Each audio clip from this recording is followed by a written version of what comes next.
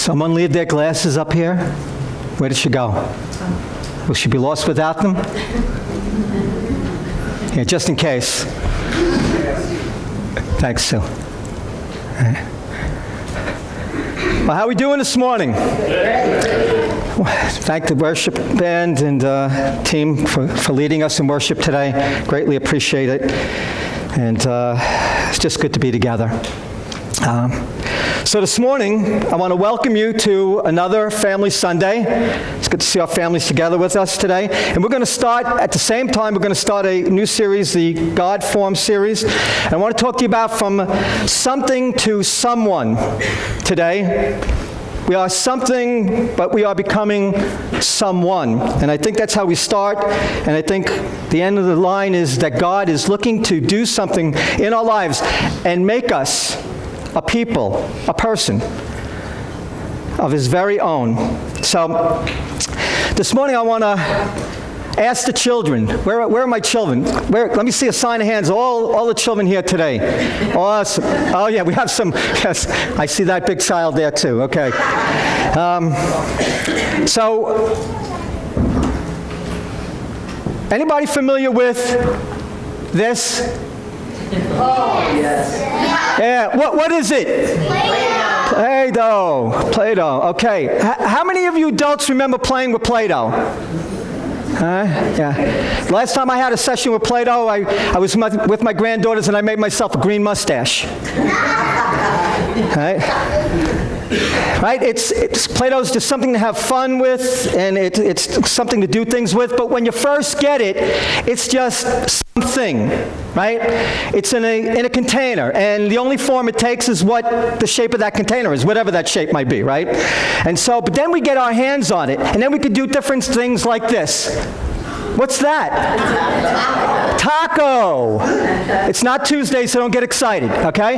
Taco. So it's a taco, right? So, but this is the kind of taco that you really don't want to bite into. But it looks good, right? It was well done, right? Right? So it's a taco. It's what?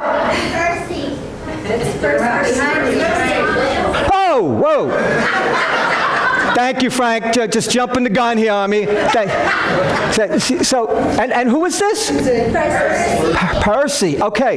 Yeah, Percy's a little out of my range. I don't know Percy, but maybe you can tell me about him later. There's Percy. So you can make a Percy, right, with the Play-Doh, but then there are other things that you can make, right? Tiger, or as Winnie the Pooh would say, Tigger.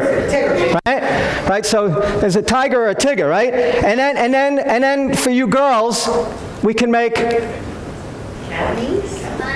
bunnies, rabbits, right? Rabbits, right? And then, right? Dolls and pets and flowers. And so there's so much that we can do with Play-Doh. It has such great potential, right? Now, I was never really good. I could play with it, but I was never really good at making things, you know. But there are people who can do things like this, you know. And I want to tell you that each of our lives, like Play-Doh, started out just in a kind of container, right? And then it comes to a place where there's a set of hands that work in our lives and begin to form us into something. Now, years ago, many, many years ago, before Play-Doh ever was invented and put out on the market and sold and hundreds of thousands and maybe millions of children enjoyed, there was a thing called clay.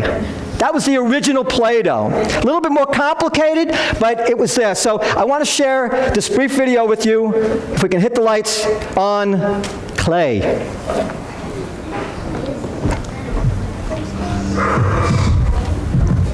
Not really sure what I'm going to be when I grow up.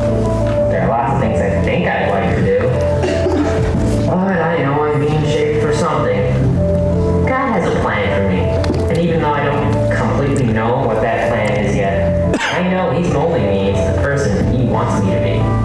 Smoothing out my imperfections. Making sure I have the right consistency to live in a world that might batter me around a fair amount. There was a time when I tried to go my own way, when I thought I could shape my own destiny. Without God's help, well, those attempts did not turn out too well. Now I know it's best to just trust my Creator, to trim away the things that distract from His purpose, to purify. It's great to know that I'm in such good hands. Yet, O Lord, you are our Father. We are the clay, you are the potter. We are all the work of your hand.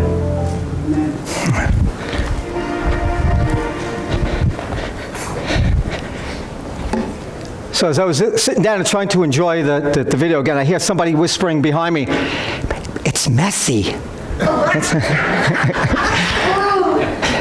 And you know what? Right on cue. Right on cue. Because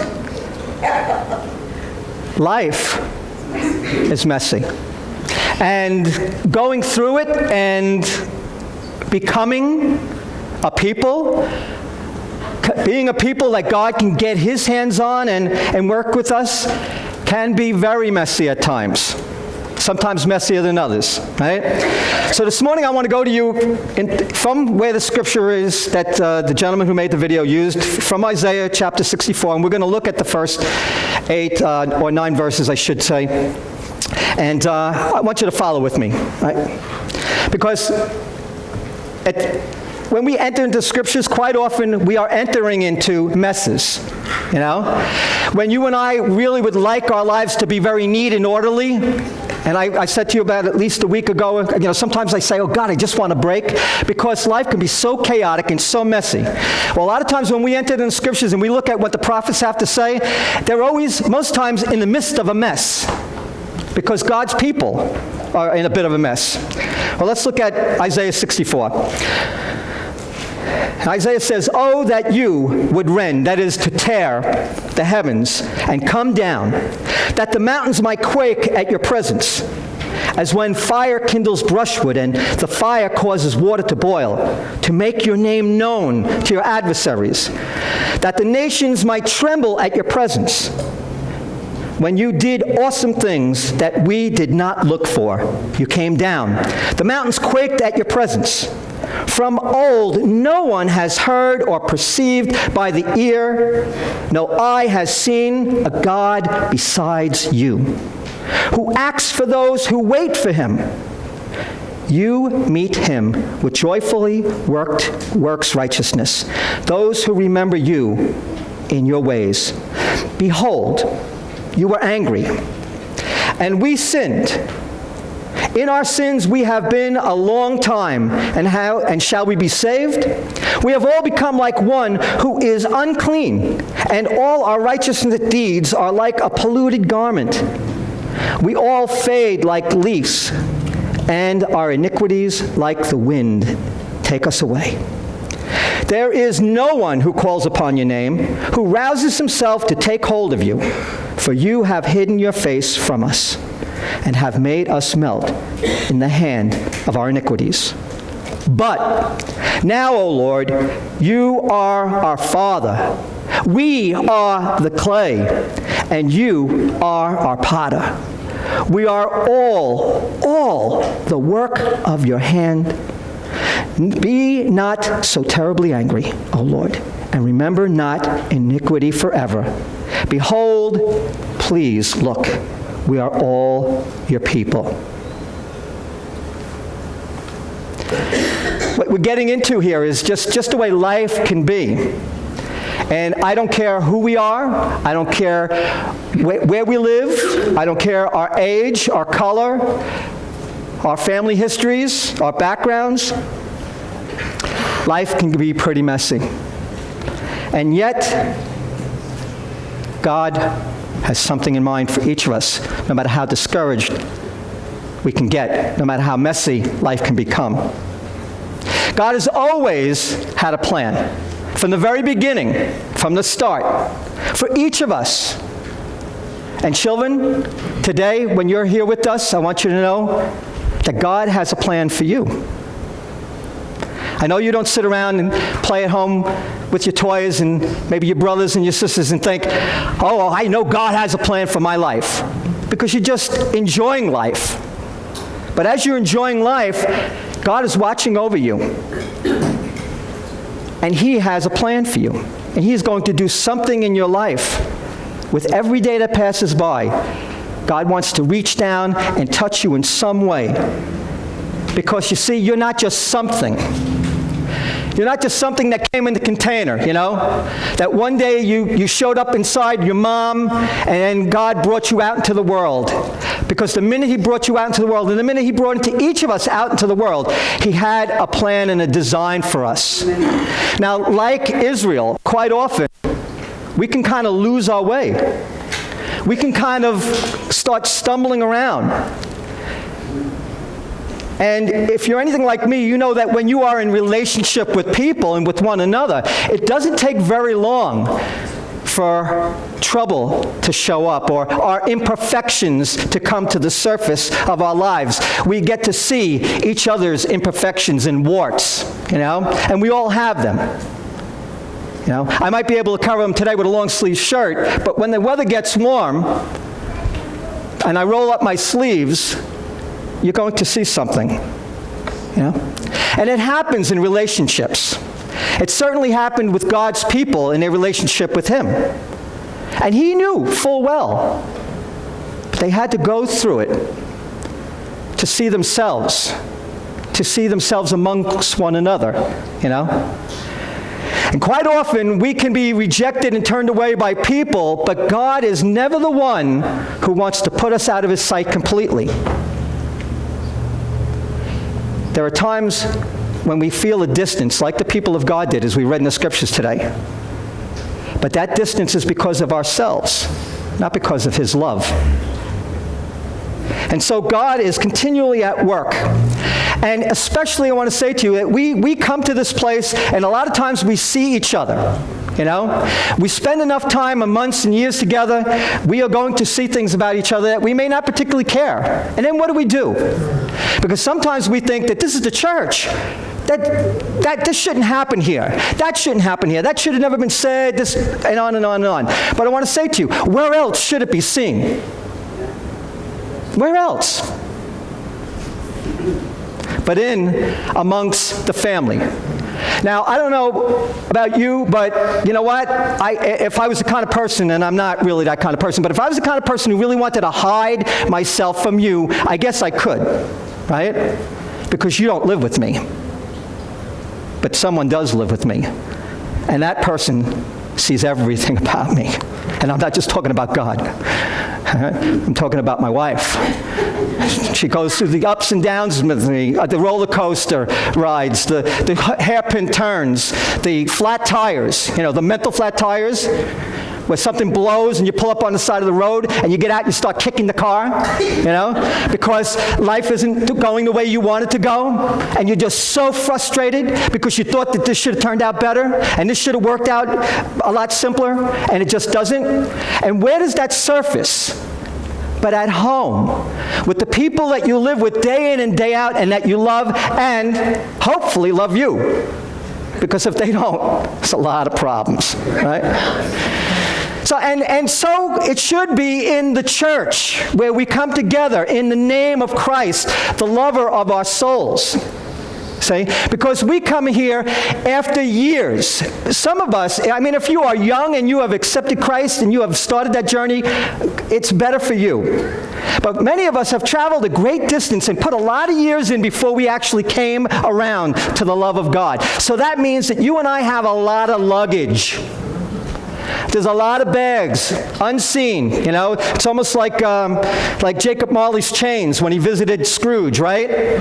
We carry them. We have busboys and butlers come up behind us with all the luggage that we have because we've stored it up over the years, all the things that we've done and experienced, all the hardship, all the pains, and some of them still linger. They're like splinters, and they just stick, and they just don't come out so easy. And a lot of times when we come into a loving environment, we get to relax. Oh, someone who cares about me, someone who likes me, someone who loves me. And so you let your hair down, and you unbutton your shirt. And then all of a sudden you look inside and there's a stain. Okay. But you unbutton it anyway. And what we need is someone to come along and say, hey, can I help you with that stain? Not, ooh, what did you eat yesterday? What's that stain on your shirt, you know? No, you need somebody who'll say, listen, I have some shout. I can throw that in the laundry and just wash it up and give it back to you, and I can help you with that, you know? You see, because that's what we need to see. That's what God would like to have taking place in us, is where we can let ourselves relax and not be afraid to have a finger pointed at us. So, and I'll probably get into this a little bit more in the weeks to come, but you know, the Bible doesn't say that people will know his disciples because they point a finger at one another. You know? By the way, you didn't hit that right note today, or something like. No, I'm just kidding, Vicky. You know, just joking. Vicky's going. Oh my God, I didn't hit a note. or I didn't smile enough for somebody this morning when I greeted them. You know, it's a place where, you know, sometimes we come in here and we're all feeling a lot of different things and going through different things. And sometimes and I need to know this because being Italian, this is always in gear, you know, and I think I'm going to fix everything because I'm doing this. Sometimes I just need to be quiet and just give a smile, give a hug, maybe just greet, say good morning. But we need to have a place where God is at work, and we can unload the luggage and know that God He's working in each of our lives, and he has a plan, right? He's taken us out of the container. He's beginning to work with us and mold us and shape us into something uniquely different and give us a purpose and a character. And that's where I want to go with you this month in this God-formed series, that God is working in your life.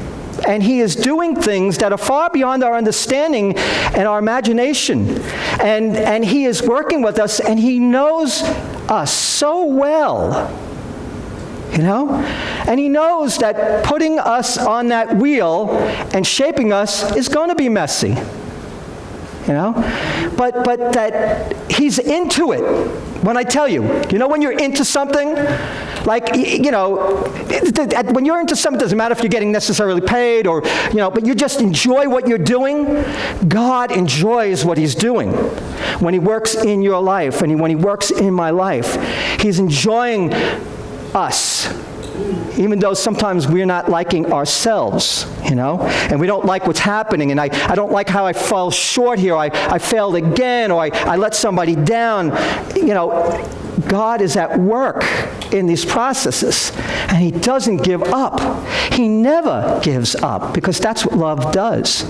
That's what love does. And so this is the environment that we find ourselves, and that we should embrace and actually become a part of and exemplify with one another. That we're still construction sites, you know, and things are happening, and we're being built up, and God is doing things in our lives, you know. And so when you look at the scriptures today, you see this presentation of God, but then somehow in the middle of it, there's this break, you know, there's like a snapping, and, oh God, you were angry, you know. And so there's this identifying that there was something amiss, which we call sin, or falling short, or, you know, stumbling around. And yet, we get to that place that Isaiah points to, where he says, but. Because you know, sometimes, you know, when you're in a conversation with someone, and you think you're making headway, and you're agreeing on something, and then all of a sudden, the but shows up. But, oh my God, now where are we going? This is going to make a turn, and I don't know if I'm going to really particularly care for the turn that this conversation is going to make, and so you kind of brace yourself. Well, I love this morning because when we get to Isaiah's but here in verse 8, you can kind of relax. I feel my shoulders kind of come down, feel the weight coming off. And listen to what he says, but now, O Lord, in spite of all that's going on with us as your people, now, O Lord, you are our Father. You are our Father. And we are the clay, and you are our potter. And we are all the works of your hands. You just kind of get this coming together, you know, this understanding that it's okay. It's going to be okay. Oh yeah, but Pastor Vin, you don't know what I did this week. It's going to be okay. Amen. all right? But you don't know how long this has been going on. Can you believe with me that it's going to be okay? Regardless of what it is, it can be okay if we understand that we come back to the place where God is the one who has his hands on us. That he is our Father. There is no one like him. I mean, the perfect parent. The perfect parent. And that he is just loving us, that he is not done with us, and that we are the work of his hands, each of us. Each of us. And so there is a comfort that comes over. There is a love that kind of relaxes us. Say, you know what? I can get up off the floor, you know. I can go another mile. I can go at this again. You know what? I'm not going to lose hope. Amen. Think about what that means for you. Now think about what that could mean for somebody else who has yet to understand that they have a loving Father, that they weren't some mistake that their parents made or one of their parents made, you know.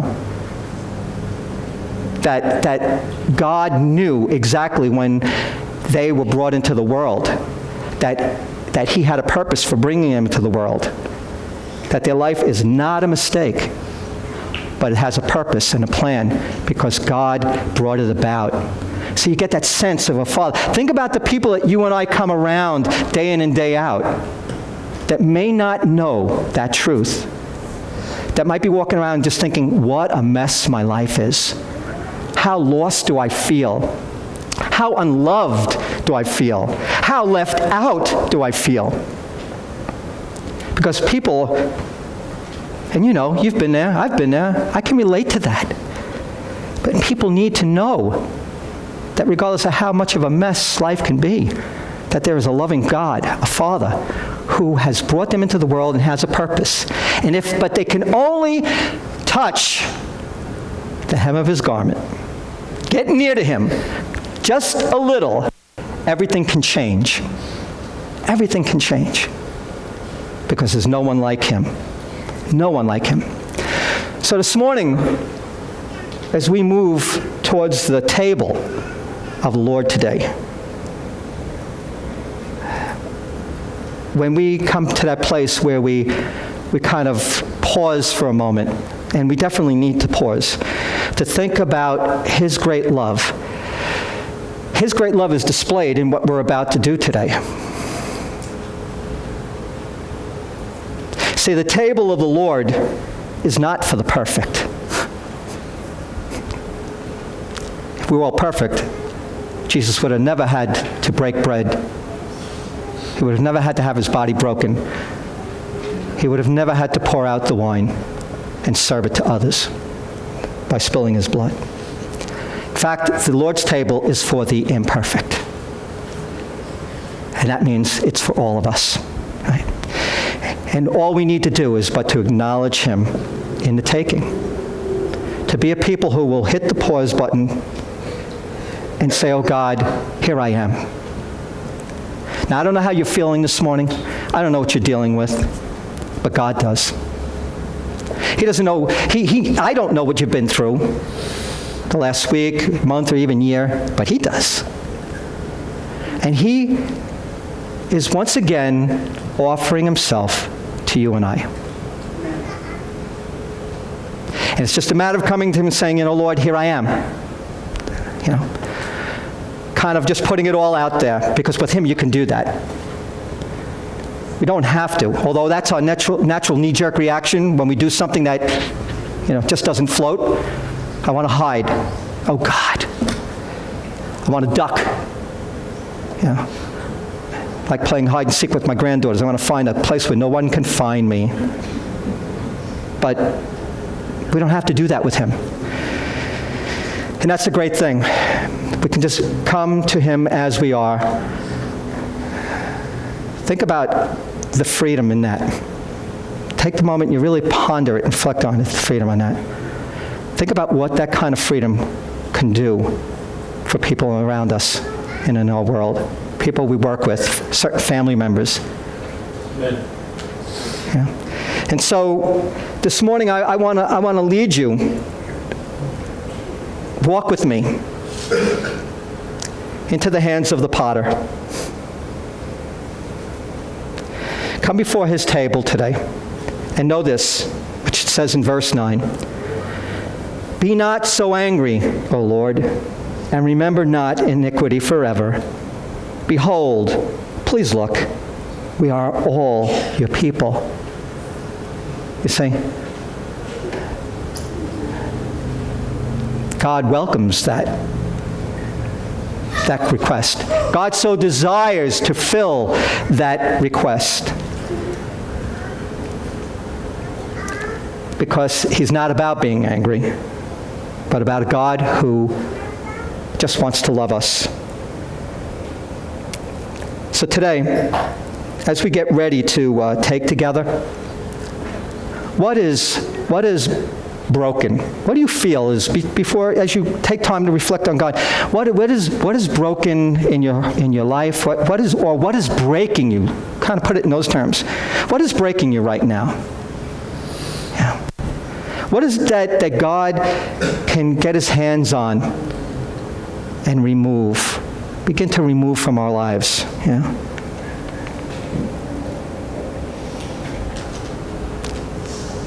What is it that he would lovingly like to get his hands on? Yeah. Because there are no hands like his. None. And I want to say to you, today, being here and being in this place, you're in good hands. You're in good hands because you're in his hands. Amen. This moment has been ordained by God. He has brought this about.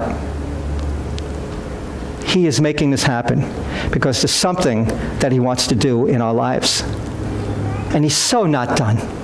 He's so not done. Because love never ends. And his love endures forever.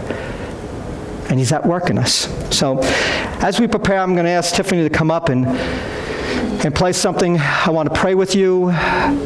But